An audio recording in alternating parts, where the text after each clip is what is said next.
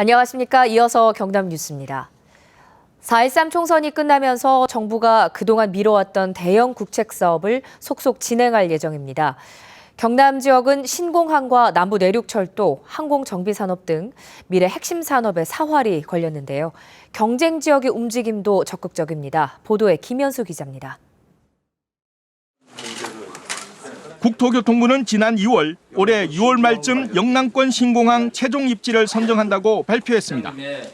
입지 선정이 2달 옆으로 다가오자 부산 지역 정치권은 가덕도 신공항 투기까지 구성했습니다. 신공항 문제를 감정싸움이나 자존심 대결로 가면은 정당한 유치 논리가 왜곡될 수 있기 때문에 원칙을 벗어나지 않도록 해야 하고, 경상남들은 밀양 유치를 희망하고 있지만 정부 용역에 따른다는 신중한 입장이고 지역마다 입장이 다릅니다. 우리 경남의 지역구 의원들이 같은 목소리를 내야만 또 신공항을 우리 주변에 둘 수 있지 않을까. 수도권과 진주 거제를 2시간 생활권으로 연결하는 남부 내륙철도, 항공과 조선산업, 남해안과 지리산 관광산업에 획기적인 변화가 기대되지만 6월 예비타당성 통과 여부가 불투명합니다. 경상남도와 도의회에서도 특위를 구성을 해가지고 조기에 착공할 수 있도록 최선을 노력하겠습니다. 연간 1조 원대의 사업 물량과 8천 개의 일자리가 달린 항공정비 사업자 선정. 국토부가 6월 안에 사업자를 선정할 것으로 알려지면서 경남 사천과 충북 청주가 치열한 유치전을 하고 있습니다. 올해 상반기를 전후로 선정되는 대형 국책 사업들은 경남 미래산업의 핵심 인프라입니다. 경남의 자치단체와 정치권이 한결같이 유치에 힘써야 하는 이유이기도 합니다. KBS 뉴스 김현수입니다. KBS 창원의 보도로 창원 39사단터가 중금속 등에 오염됐다는 사실이 알려지면서 파장이 커지고 있습니다. 환경단체는 즉각 분양 절차를 중단하라고 나섰고 시민들도 우려와 분노를 드러냈습니다. 송현준 기자입니다. 6,100가구 대규모 아파트 단지가 들어설 창원 39사터. 하지만 중금속과 발암물질로 오염됐다는 사실이 확인됐습니다. 그러나 창원시는 분양 승인을 내줬고 건설사는 본보기 주택을 열고 분양 절차를 밟고 있습니다. 환경단체는 기자회견을 열어 창원시가 즉각적으로 분양 승인을 취소해야 한다고 주장했습니다. 얼마나 중금속 등에 오염됐는지 확인되지도 않았는데 분양 신청을 허가해 준 것은 기업에 대한 특혜란 겁니다. 이는 창원시가 토양 오염 사실을 알고도 기업의 이익을 위하여 아파트 분양을 승인한 것으로 보인다. 또 마산 한국철강터도 결국 오염 토양을 모두 정한 뒤에야 아파트 공사를 시작했다며 39사단터도 정화부터 해야 한다고 주장했습니다. 오염 정도가 어떻게 제대로 됐는지 안 됐는지를 하고 난 이후에 해야 되는데 우선 분양부터 시작했다는 것이 옛 한국철강 부지와 지금 39사 부지의 큰 차이점이라고 할 수가 있습니다. 온라인상에서도 시민들은 분노와 우려를 드러냈습니다. 창원 최악의 아파트라며 실망스러워서 분양을 포기했다고 표현하는 시민부터 입주에도 찝찝할 것 같다며 건설사의 행태에 분노를 나타내기도 했습니다.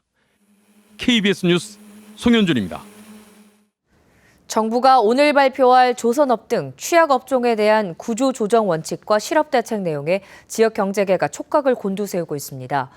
정부는 오늘 구조조정 협의체 회의를 열고 구조조정 원칙과 구조조정 촉진 자금 마련 방안, 대규모 실업대책 등을 발표할 예정입니다. 특히 지난해 5조 원이 넘는 손실이 난 대우조선해양을 분할해 파는 방안도 거론되는 것으로 알려지고 있습니다. 거제 지역에서는 앞으로 예상되는 대규모 실업과 관련해 어떤 대책을 내놓을지 관심을 보이고 있습니다. 지난 주말 마산구장에서 열린 마산고와 김해고의 전반기 마지막 경기에서 마산고가 3대1로 승리해 전반기 4경기 전승으로 우승을 차지했습니다. 경상권 B권역에서 1에서 3위를 차지한 마산고, 마산용마고, 양산물금고는 다음 달 5일부터 서울 목동구장에서 열리는 제70회 황금사자기 전국고교 야구대회 겸 주말리그 왕중왕전에 번역대표로 출전합니다. 지난해 대한항공 사천 김포 노선이 중단될 위기를 맞으면서 사천공항 활성화를 위한 여러 가지 방안들이 나왔는데요. 어느 정도 실현됐고 또 효과를 거뒀을까요? 최세진 기자가 점검해봤습니다. 혁신도시에서 사천공항으로 운행하는 버스입니다. 지난 2월 말 신설됐지만 이용하는 승객은 거의 없습니다. 가장 큰 문제는 버스 운행 시간이 항공기 출도착 시간과 맞지 않는다는 것입니다. 한 달 이제 넘었는데 승객이 아예 없습니다. 한 명도 없고 저희들이 다니다 보면은 좀 얼쭈마이 좀 뭐랄까 미안키도 하고 그렇습니다. 적자 운행이 계속되다 보니 다른 버스 회사도 눈치만 보면서 운행하지 않고 있습니다. 지난해 대한항공과 경상남도가 진행한 여행사 팸투어. 봄 관광철이 시작됐지만 항공을 이용한 관광 상품은 아직 구성되지 못했습니다. 높은 항공료 때문에 여행 상품 가격이 비싸진 데다 각 시군에서 제시한 보조금도 실정에 맞지 않았기 때문입니다. 누가 요즘 단체 관광을 가요? 그냥 안 가죠.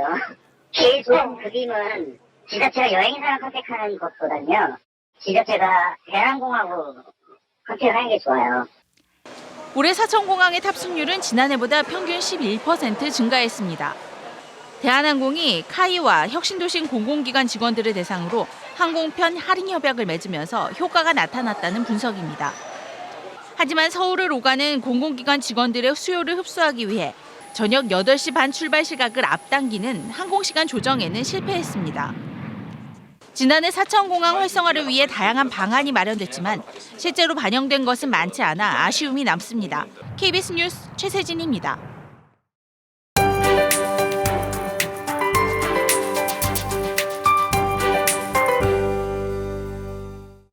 초여름 더위가 이어지고 있습니다. 한낮에는 반팔 차림이 어색하지 않을 정도인데요.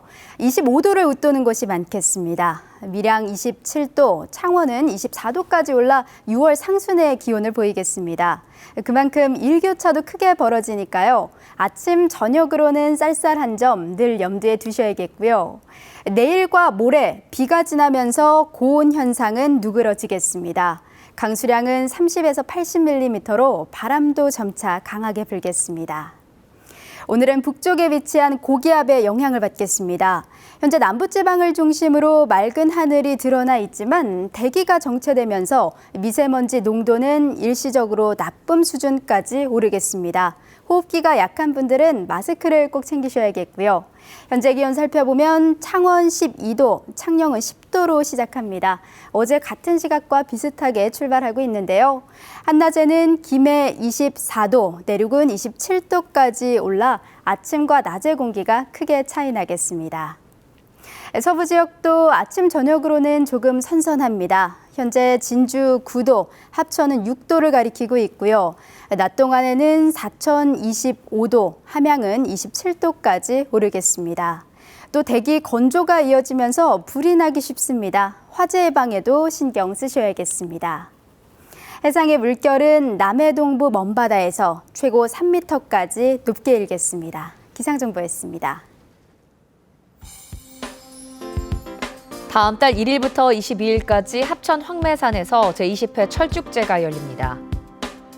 통영시가 다음 달 5일 도남 관광단지에서 어린이날 기념 바다축제를 엽니다. 함양군이 백전에서 병곡을 잇는 88고속도로를 지방도로 전환합니다. 김해시가 생린면에 26억여 원을 들여 하수 처리 시설을 증설합니다.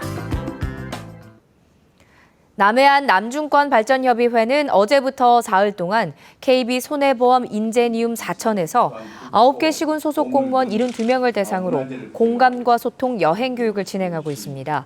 이번 교육은 행정구역 범위를 넘어 관광 담당 공무원이 지역 역사를 이해하고 동서화합의 다양한 관광 프로그램을 마련하기 위해 열렸습니다.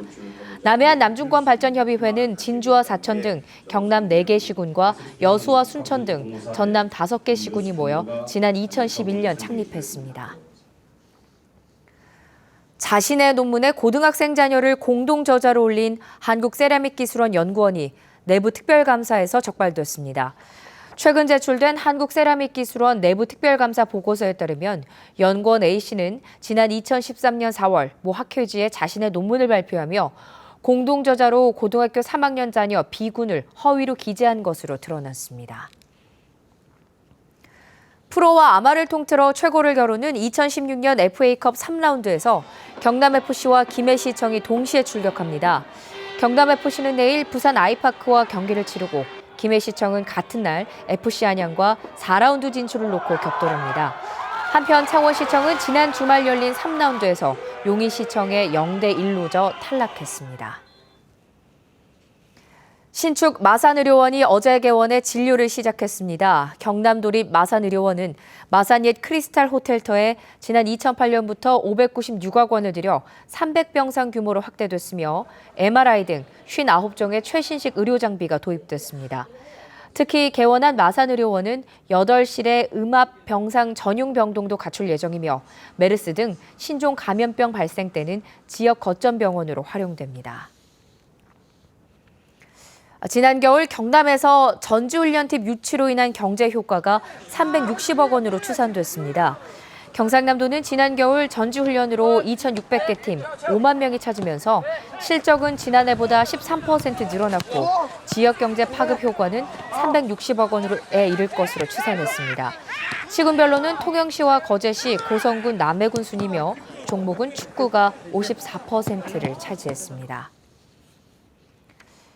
경남과 부산 간 공동조업구역 설정 논란이 다시 일 것으로 보입니다. 경상남도는 최근 거제시 장목면 일대 어촌계를 중심으로 경남, 부산 간 공동조업구역 설정을 위한 어민 서명운동을 진행하고 있습니다. 어민들은 지난 1989년 가덕도가 경남에서 부산으로 편입됐지만 해상은 법적으로 경계구역이 없다며 부산과 울산, 경남 해상을 공동조업구역으로 설정해야 한다는 입장입니다. 경상남도와 밀양시, 인도 국립대학인 비베카난대학 대표는 어제 경남도청에서 밀양의 요가교 개설을 위한 협약을 맺었습니다. 경상남도와 밀양시는 밀양시 단장면에 한국과 인도 문화밸리를 조성해 인도 요가와 전통의학을 접목한 휴양형 복합관광단지를 건립하기로 했습니다. KBS 뉴스를 마칩니다. 고맙습니다.